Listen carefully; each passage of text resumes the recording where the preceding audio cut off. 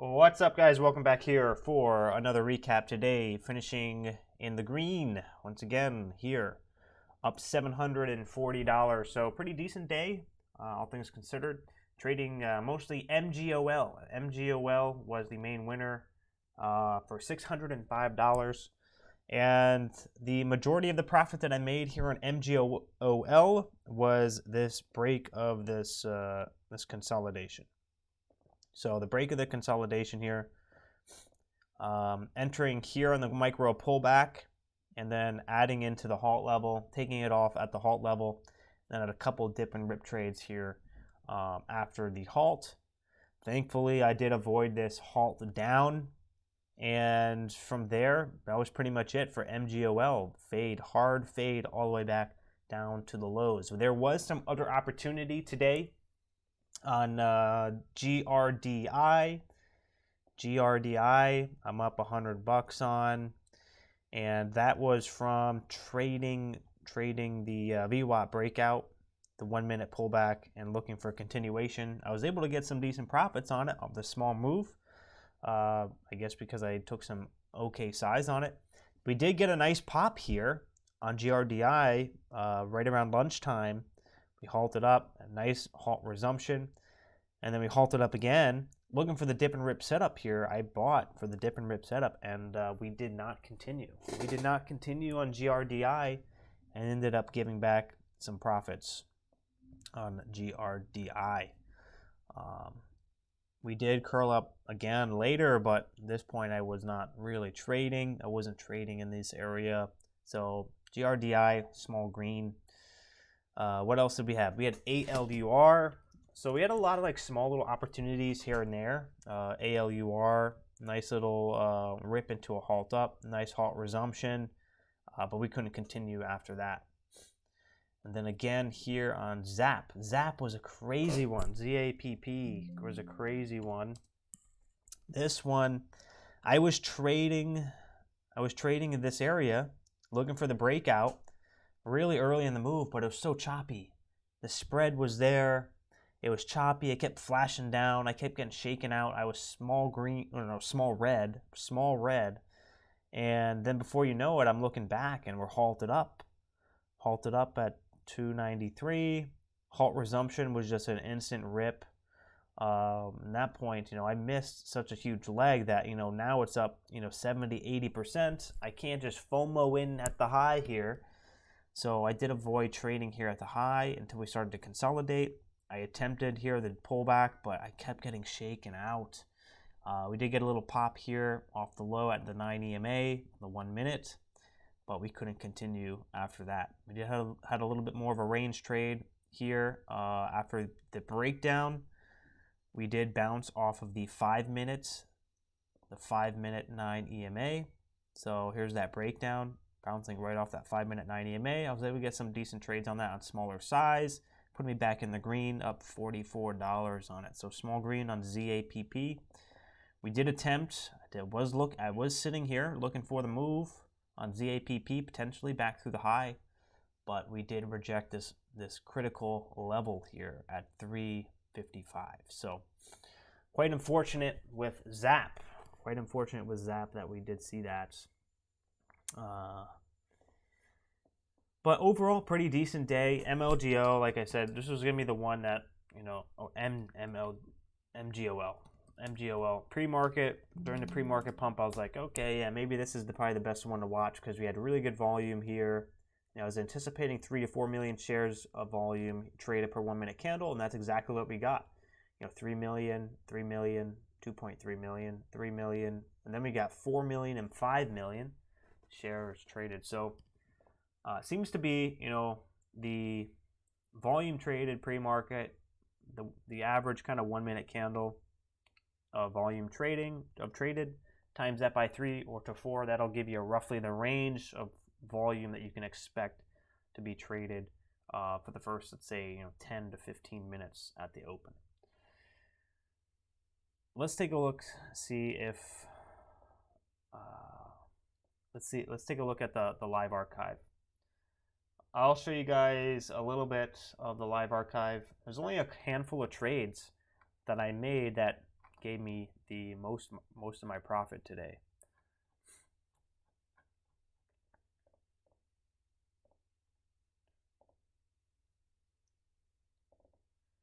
So let's pull it up.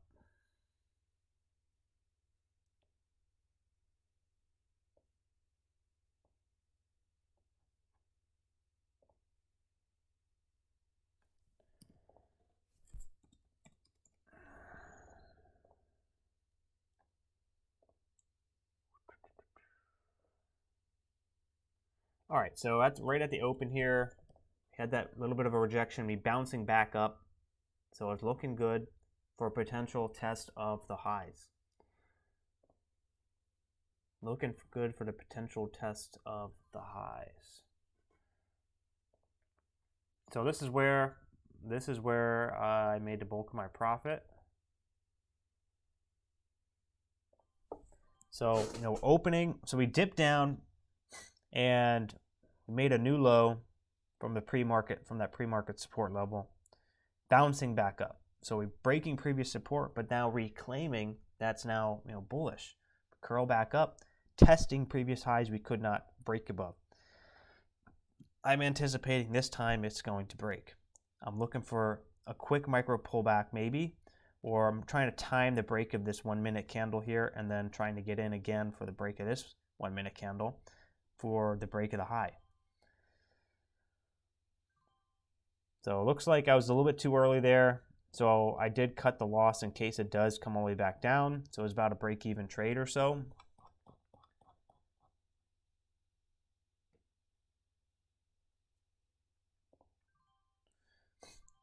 Now, as I see it's holding, I'm getting back in. I want to be there. I want to be in there in the stock at the moment that it starts to rip, but I don't want to be there too early or too late in case it does fail. In case it does fail, there's never a guarantee the move will happen. There's never a guarantee. So to minimize the risk, I'm getting in and out in areas where it should go, and if it doesn't, I'm trying to get out break even or for a small loss or a small gain. So I seem pretty confident in this area. I'm trading 5K size. Oh, selling too soon. So I did time it perfectly. I was in 5K size. Looks like I'm taking a 3-cent gain on 2,500 shares and selling the rest for a 5-cent gain. Now, looks like, okay, get back in for the break of 50 for another 4-cent gain or so. That puts me at $370 into the halt up. I could have taken bigger size. The halt levels are tight. And we did get a nice dip and rip set up here. I should have taken more size. Here. I was nervous. Okay, looks like I mistimed it there. Okay, timed it there. Nice pop for the dip and rip setup. And we're going to dip down again. I think I take it again. I should take it again right here. Boom. Okay, let's wait for the pop. Nice little pop there. Okay, 4 cents, 4.5 cents. Not bad. 4.5 cents on a dollar stock is good. Now I'm up 500 or so. Looking for the next. See, it dips down again. This does work. It dips down. It dips again, and it does work. But because it didn't because this is like the third time dipping down, I start to get nervous. I'm like, okay, well, if it's strong, you know, it should have just popped through 170. We should be trading at 180, 190, maybe into another halt up. But because now we're dipping down a third time, who knows? This could be a sign of weakness, and I don't want to be, you know, catching a flash into a halt down and being trapped. So I was a little nervous there. So I did take smaller size. I thought it was just an overall riskier entry. So I was a little bit cautious there. But it looks like we attempt again for the break of 170. Try to catch the break in 170. Looks like I got 2 cents or so, 2.5 cents there.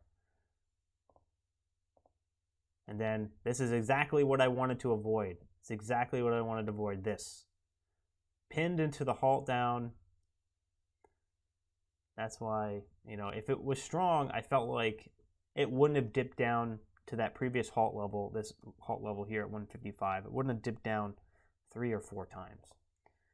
It would have, usually it's just like a quick dip, and then it's like an explosion, 30 cents, 40 cents, and it's gone. But because it didn't do that, and it kept retesting that level, I had a feeling this was going to happen. And yeah, it halted down, and that was pretty much the demise of this stock. That was the demise. And then ZAPP was very strong, but very difficult for me. But yeah, that was MGOL. I don't want to share too much more of the live archive. If you want the full live archive, check out the links in the description on MMU, and you guys can sign up for the Triad Trading Archive and get access for a full year access, and backlog of every single day that I trade, so you guys can see the exact entries and exits of my trading. I do want to, for this episode of the recap, I want to show you guys how to import your trades into Trade Journal. So Trade Journal, you can, for those of you who are tuning out of the video, make sure you drop that like button on the way out and subscribe if you're new. I'd love to have you part of the community. I hope you did well today. We did have some great opportunity on plenty of different stocks today, so hopefully you're able to capture some of that. For the remainder of the recap, I'm just going to import my trades and show you guys how I import my trades. A quick little walkthrough, and then we can take a look at the statistics, and then we'll finish up. So once you sign up for a Trade Journal, the sign up form will be on the home page after you click the link in the description, and you guys can sign up for free. It is free. Some people say it's not free, but if you just go to the home page, there's a sign up form. From there, you go to the menu bar. You want to go to the menu bar here, go down to import. Then you want to go to files, copy, paste. Files, copy, paste. Since the easiest way is just go through Thinkorswim. There's a bunch of brokers that are supported here, but since we're using Thinkorswim, we're going to click on Thinkorswim, and then we're going to go over to Monitor on Thinkorswim, Monitor tab, Account Statements. Then we're going to make sure it's 1 day back from today, since we're only going to import today's trades. We're going to go to the menu bar here on the right on Thinkorswim, go to Export File. We're going to hit Save. Now it's saved in our Files folder. And we can bring back up Thinkorswim. Then you can either do Choose File, or you can go find it in the file, in your files, and drag and drop. And then you're going to hit Import. And then you're going to get this page here, and you're just going to wait for the page to refresh. And that's when you know it'll be completed, and then we can finish the final step. While we're waiting, let's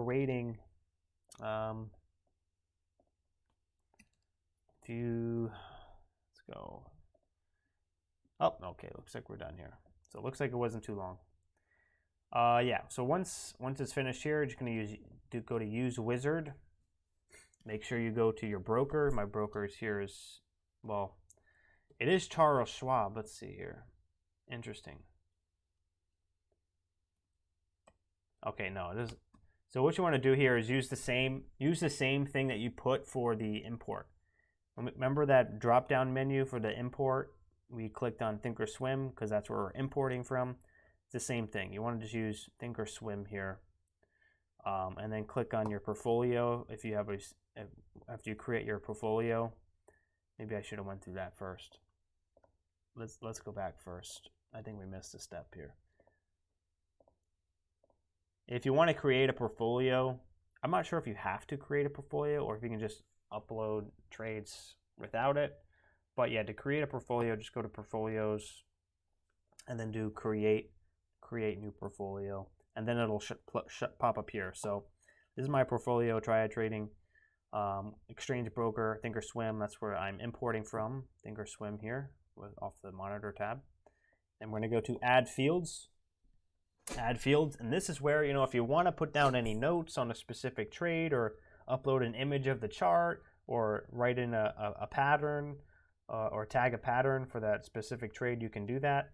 but I haven't been doing that. So what I do, just to kind of skip through this, and then you hit next here if you want to go to the next trade and the next trade and match them.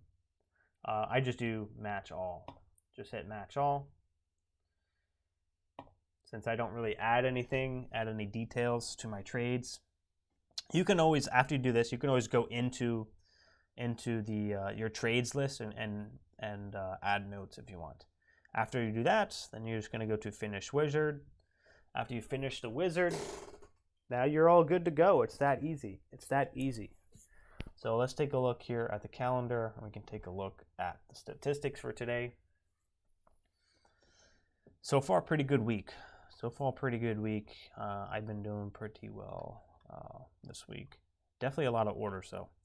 Trading a lot of, look at all these trades. 360 trades, 178 trades, 196 trades. I'm already over the weekly limit, so this is not good. But yeah, let's see here. Let's take a look at the statistics we got today.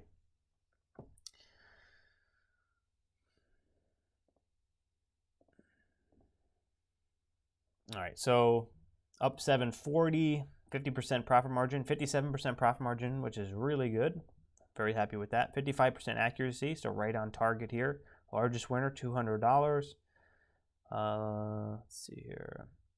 Largest loser, $52, and a roughly maybe a 1 to 1.5 risk to reward ratio. Average position cost only $966. So I definitely can improve that.